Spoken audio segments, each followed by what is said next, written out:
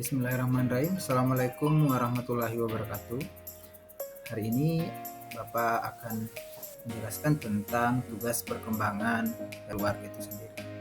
Kita mulai dengan tugas perkembangan keluarga yang pertama, yakni tugas perkembangan keluarga baru nikah atau pemula.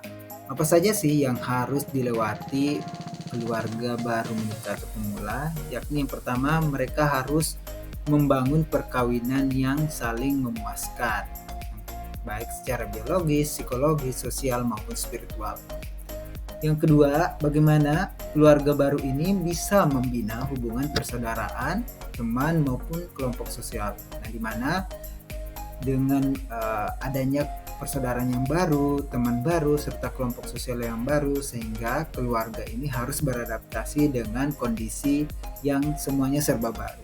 Dan yang paling ketiga, yang paling menantang itu yakni tentang bagaimana mendiskusikan rencana.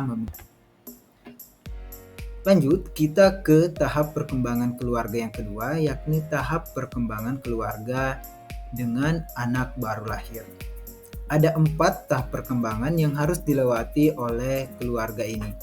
Yang pertama, bagaimana membentuk keluarga muda sebagai sebuah unit yang mantap mengintegrasikan bayi yang baru lahir ke dalam keluarga. Jadi keluarga ini punya anggota keluarga baru atau yang si kecil ya, sehingga bagaimana bayi baru lahir ini mampu terintegrasi dengan bapak dan ibunya.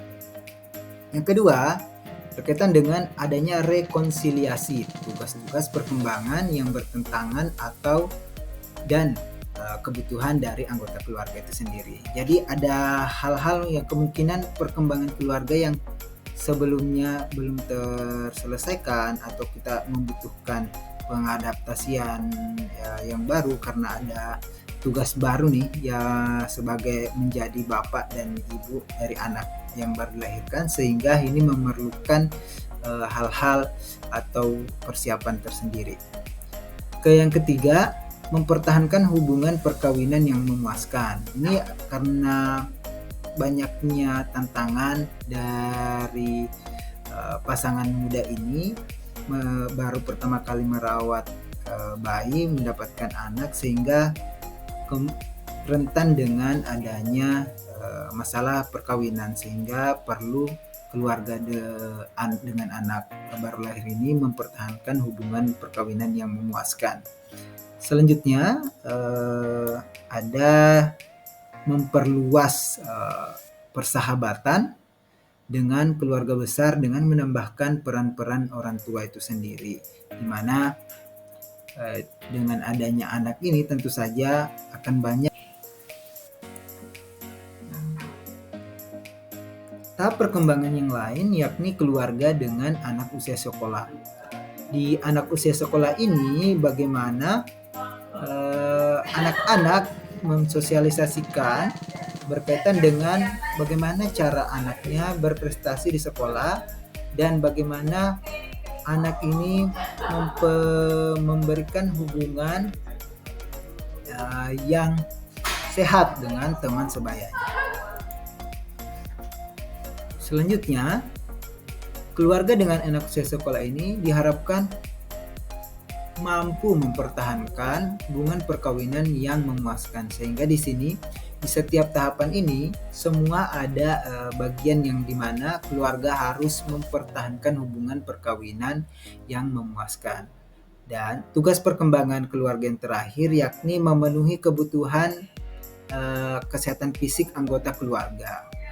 Tentu saja dengan anak usia sekolah ini adalah usia di mana anak sangat aktif ya, sehingga sangat rentan dengan masalah-masalah kesehatan, sehingga keluarga diharapkan mampu memperhatikan kebutuhan kesehatan fisik tidak hanya anaknya tapi ibu maupun anggota keluarga yang lain. Selanjutnya ada kita ada di tahapan keluarga dengan anak remaja. Ada 3 tugas perkembangan keluarga yang perlu dilewati atau diperhatikan oleh keluarga di tahapan ini. Yang pertama, dengan mulai munculnya egoisme pada remaja, merasa ingin menjadi dewasa, biasanya akan ada konflik antara orang tua dengan si remaja itu sendiri. Sehingga di sini keluarga harus mampu menyeimbangkan antara kebebasan dengan tanggung jawab ketika remaja menjadi dewasa dan semakin mandiri. Jadi antara memberikan kebebasan dan memberikan tanggung jawab ini adalah hal yang harus diperhatikan oleh keluarga itu sendiri, sehingga remaja tidak merasa terkekang, hanya diberikan jika diberikan pembatasan saja terus menerus. Yang kedua, bagaimana kembali lagi, bagaimana keluarga ini harus memfokuskan kembali hubungan perkawinan, karena semakin tahun semakin banyak permasalahan, kemudian anak semakin dewasa, tentunya akan banyak masalah-masalah atau tantangannya, khususnya pada remaja, sehingga hubungan perkawinan ini menjadi hal yang perlu diperhatikan. Yang ketiga, tentu saja bagaimana orang tua dan anak-anak sebaiknya harus berkomunikasi secara terbuka. Jadi keluarga dengan anak remaja yang baik adalah ditandai dengan adanya komunikasi yang terbuka antara si orang tua maupun si remaja ini. Lanjut ke keluarga melepas anak usia muda, dewasa muda. Ada 3 adik-adik sekalian yang perlu kalian perhatikan di tugas perkembangan keluarga itu sendiri.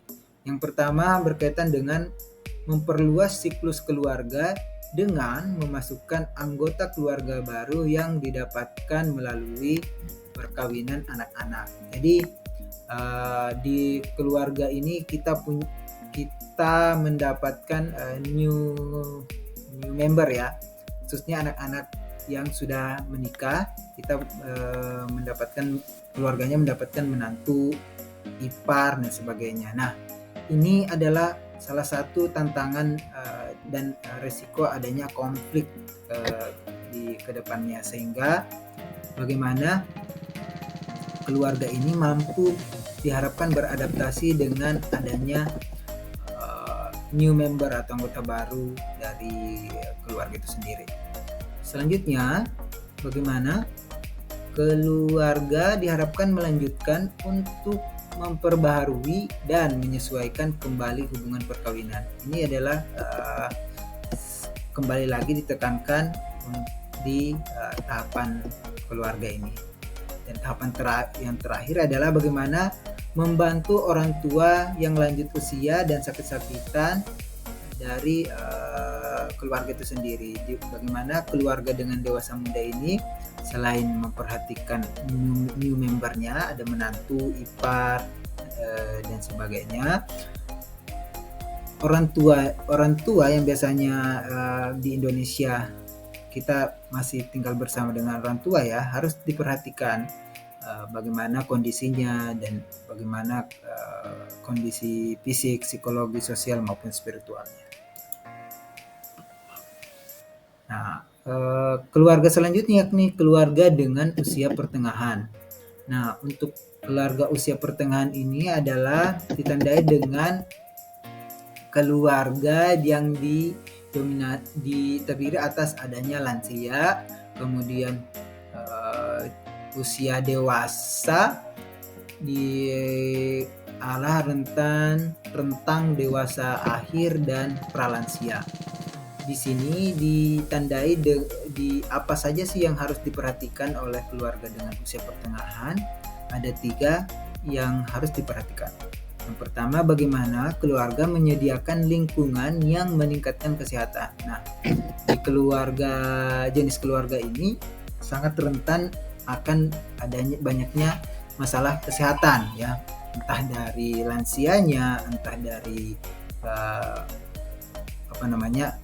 anggota keluarga di usia pertengahan ini, sehingga perlu memperhatikan lingkungan yang sehat. Yang selanjutnya, bagaimana mempertahankan kembali hubungan yang memuaskan dan penuh arti dengan antara para orang tua lansia dan anak-anaknya itu sendiri. Dan yang ketiga, yang terakhir, bagaimana keluarga ini diharapkan mampu memperkokoh kembali hubungan perkawinan yang sudah lama terjalin. Yang terakhir adalah keluarga dengan usia lanjut. Untuk keluarga dengan usia lanjut adalah keluarga yang memiliki banyak tugas perkembangan keluarga yang harus diperhatikan. Yang pertama, mempertahankan pengaturan hidup yang memuaskan. Jadi bagaimana keluarga ini melihat lansia ini atau memanage kehidupan lansianya agar di hari akhir, di usia yang ada, itu mereka mampu menikmati hidupnya. Kemudian, bagaimana keluarga ini menyesuaikan adanya pendapatan yang menurun dari lansia itu sendiri. Karena biasanya keluarga dengan usia lanjut ini ditandai dengan adanya kejadian atau status pensiun, atau misalkan lansianya sudah tidak produktif lagi untuk bekerja, sehingga otomatis akan ada pendapatan yang menurun yang perlu penyesuaian tersendiri. Ketiga, mempertahankan hubungan perkawinan. Tentu saja ini menjadi pokok dari tugas perkembangan keluarga itu sendiri. Yang keempat, bagaimana ada potensi di mana lansia ini kehilangan pasangannya, sehingga bagaimana keluarga menyesuaikan diri dengan potensi kejadian kehilangan pasangan yang dihadapi oleh lansia itu sendiri. Karena di keluarga dengan lansia ini ada 3 generasi ya, yang berinteraksi dan berhubungan satu sama lain setiap hari, diperlukan pemahaman dari keluarga itu sendiri bagaimana mempertahankan ikatan antar generasi di dalam keluarga itu sendiri. Dan yang terakhir, bagaimana si lansia ini atau anggota keluarga dengan lansia ini meneruskan hidupnya dengan cara memahami eksistensi diri mereka melalui pemaknaan hidup. Jadi bagaimana keluarga ini memahami bahwa lansia itu perlu kegiatan-kegiatan atau pemaknaan hidup yang membuat diri mereka berarti, ya. Sekian dari saya untuk penjelasan tentang tugas perkembangan keluarga yang dimulai dari keluarga baru yang baru menikah hingga keluarga dengan usia lanjut yang disesuaikan dengan siklus hidup dari manusia itu sendiri. Wabillahi taufiq wal hidayah. Assalamualaikum warahmatullahi wabarakatuh, dan sampai jumpa lagi di video selanjutnya.